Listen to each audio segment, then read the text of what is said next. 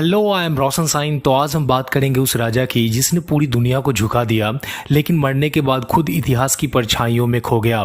जी हाँ, मैं बात कर रहा हूँ अलेक्जेंडर द ग्रेट की। एक ऐसा नाम जिसे इतिहास कभी भूल नहीं सका।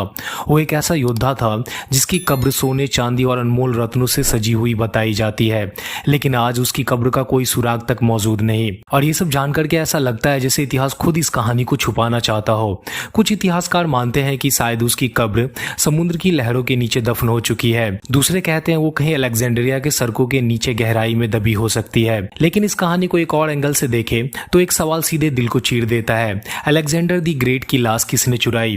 क्या ये सिर्फ एक गुमनाम दफन की कहानी है या इसके पीछे छुपा कोई गहरा राजनीतिक षड्यंत्र था? तो चलिए इस रहस्य पर जमी परतों को एक एक करके खोलते हैं। साल 323 ईसा पूर्व, जगह बेबीलोन। सिर्फ 32 साल के थे अलेक्जेंडर जब उनकी अचानक मौत हो गई। और तो और उनकी लाश 6 दिन तक सड़ना भी शुरू नहीं किया था। और प्लूटार्क की लेख जो अलेक्जेंडर की लाइफ पर विस्तृत से लिखा गया है, उसमें यह विवरण मिलता है कि उनके शरीर जब 6 दिन तक नहीं सड़े तो लोगों को डिवाइन इंटरवेंशन का शक हुआ। यानी किसी ने कहा यह दिव्यता है, तो वहीं किसी ने कहा यह एक रहस्यमय जहर भी हो सकता है। खैर, उनका सब 2 साल तक बेबीलोन में ही पड़ा रहा, यानी इसे संरक्षित किया गया था। डायोडोरस सेकुलस जैसे प्राचीन ग्रीक इतिहासकार लिखते हैं कि अलेक्जेंडर के शरीर को इम्बाम किया गया था, यानी उसमें ऐसे पदार्थ यानी कि मसाले, रेजिन, तेल डाले गए थे जो शरीर को सड़ने से बचाए। ये प्रक्रिया मिस्र के ममीफिकेशन से प्रभावित तो थी, पर ट्रेडिशनल इजिप्शियन ममीफिकेशन से थोड़ा अलग था। इसमें अलेक्जेंडर के आंतरिक अंगों को नहीं निकाला गया था, और वहीं अलेक्जेंडर ने खुद को सन ऑफ अमून घोषित किया, जो प्राचीन मिस्र के देवता थे। और वो चाहते थे कि उनका अंतिम यात्रा शाही और दिव्य हो, और इसी शाही यात्रा की तैयारी में 2 साल लग गए थे। और सब फिर रेडी होने के बाद उन्हें एक सोने के ताबूत में रखा गया, और उस समय यह तय किया गया था कि उनका डेड बॉडी उनकी जन्मभूमि मैसेडोनिया ले जाया जाएगा, जहां उनके पूर्वज का शाही मकबरा है। खैर, शुरू हुई एक अजीब रहस्यमय यात्रा, क्योंकि रास्ते में सब कुछ बदल गया। राजनीति, लालच और सत्ता की भूख ने उनके डेड बॉडी को भी एक साजिश का शिकार बना दिया।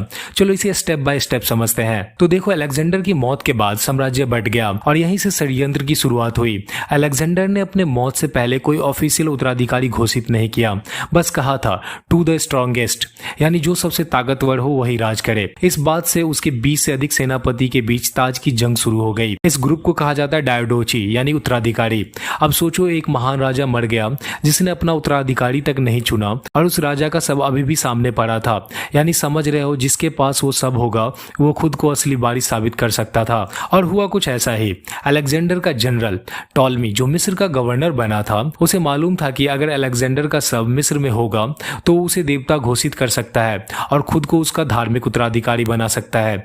इसलिए जब अलेक्जेंडर का सब बेबीलोन से मैसेडोनिया जा रहा था, टॉलमी ने रास्ते में सबको हाईजैक कर लिया। इस घटना के बारे में डायोडोरस सेकुलस लिखते हैं कि टॉलमी ने अलेक्जेंडर के सब को इजिप्ट में ले जाकर के धार्मिक प्रतीक बना दिया। उसने उन्हें पहले मेफिस फिर अलेक्जेंड्रिया में दफनाया, और इसके तुरंत बाद ही सबको राजनीतिक प्रतीक बना दिया गया। टॉलमी और उसके वंशजों ने अलेक्जेंडर की लाश को एक राजनीतिक टूल की तरह इस्तेमाल किया। उनके मकबरे को एक मंदिर जैसा बनाया गया, जिस मंदिर में अलेक्जेंडर को डिवाइन गॉड किंग की तरह पूजा गया, जिससे टॉलमी के परिवार को एक वैधता मिल गई। यानी वो कह सकते थे हम वही हैं जिनके पास अलेक्जेंडर खुद है। और 30 ईसा पूर्व जब रोमन्स का शासन शुरू हुआ, क्योंकि क्लियोपैट्रा की मौत के बाद मिस्र रोम का हिस्सा बन गया था, अलेक्जेंडर का मकबरा अब भी अलेक्जेंड्रिया में ही मौजूद था। इस बात का सबूत कैसियस डियो और स्यूटोनियस जैसे रोमन हिस्टोरियन के लेख से मिलते हैं, जिन्होंने इस घटना का जिक्र अपनी हिस्टोरिकल अकाउंट्स में किया, जिसमें 30 ईसा पूर्व से लेकर के 200 ईस्वी के बीच कई रोमन सम्राट के अलेक्जेंडर के मकबरे के दौरे का जिक्र है।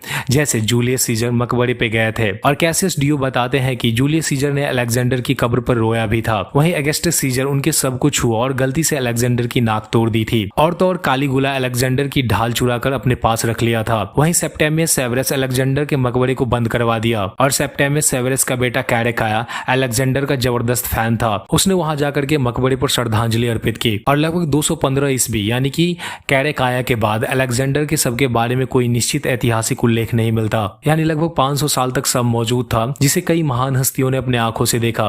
और 4th सेंचुरी के आसपास अलेक्जेंड्रिया पर कहर टूटा, यानी भूकंप, बाढ़ और समुद्र की कहर। कहते हैं पूरा इलाका तबाह हो गया, और साथ में अलेक्जेंडर का मकबरा भी समंदर में समा गया। पर क्या यह बस एक प्राकृतिक आपदा थी जिसमें मकबरा गायब हो गया? क्योंकि मॉडर्न रिसर्चर्स जैसे निकोलस सैंडर्स और एंड्रू चैग इस थ्योरी पर शक करते हैं। उनका मानना है मकबरा जानबूझ करके छुपाया गया, शायद रिलीजियस बदलावों के कारण।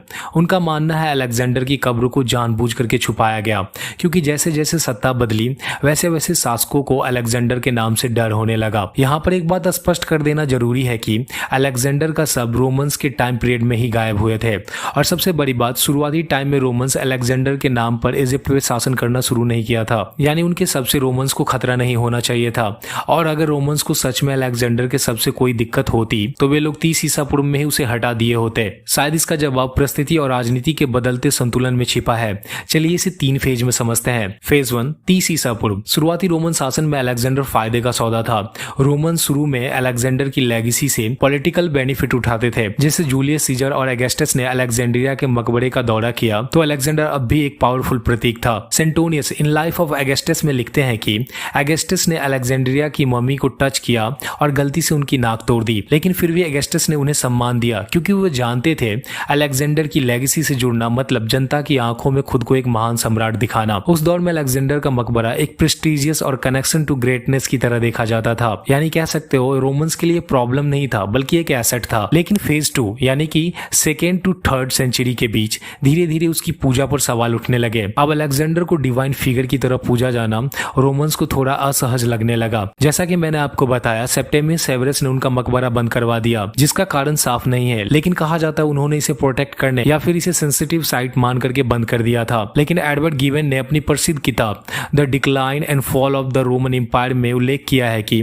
सेवेरस ने मकबरे को बंद करवा दिया था, संभवतः रिलीजियस पॉलिटिकल रीजन से, और यही एक संकेत है कि अब वो सब एक राजनीतिक जोखिम माना जाने लगा। यानी अब अलेक्जेंडर का सब पूजा और राजनीतिक दावे के माध्यम बन चुके थे, जो सत्ता के लिए खतरा बन सकता था। फेज 3 यानी कि 4th सेंचुरी, ईसाई धर्म का आगमन और खतरे की घंटी। अब सत्ता में वे लोग थे जिनके लिए अलेक्जेंडर की पूजा मूर्ति पूजा थी। कॉन्स्टेंटाइन के बाद क्रिश्चियनिटी ऑफिशियल धर्म बन गया और सभी पुराने देवताओं को मिटाया जाने लगा। अब अलेक्जेंडर का मकबरा खतरनाक धार्मिक प्रतीक बन गया।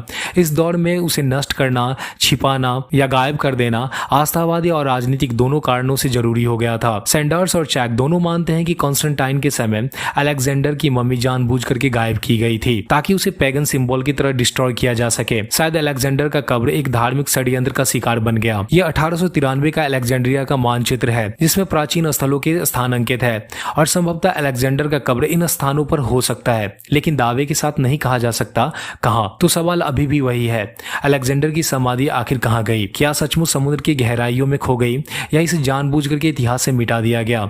शायद जवाब अलेक्जेंड्रिया की गलियों में कहीं छिपी हुई है, या शायद यह रहस्य हमेशा ही बना रहेगा। अंत तक देखने के लिए धन्यवाद, और ऐसी ही वीडियो के लिए हमारे साथ बने रहे।